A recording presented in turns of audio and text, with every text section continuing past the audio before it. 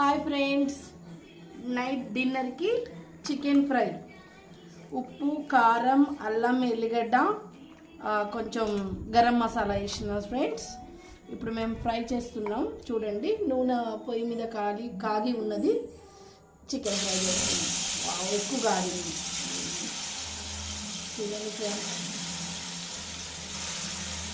ఇలా చేసుకుంటే ఏంటంటే మనకి జర ఉప్పు, కారం, అల్లం, ఎల్లిగడ్డ మంచిగా తగిలి ఉంటుంది కదా, జర టేస్ట్గా ఉంటుంది, అనిపిస్తుంది, బాగుంటుంది. తింటుంటే కూడా చికెన్ సాఫ్ట్గా ఉంటుంది. అల్లం, ఎల్లిగడ్డ, ఉప్పు, కారం ఇవన్నీ కలిపి ఆ చికెన్ ఫ్రై చేస్తే ఫ్రెండ్స్ మంచిగా సాఫ్ట్గా ఉంటుంది, బాగుంటుంది.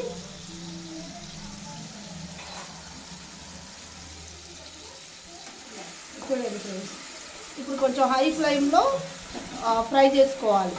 మంచిగా హై ఫ్లేమ్లో ఫ్రై చేసుకోండి.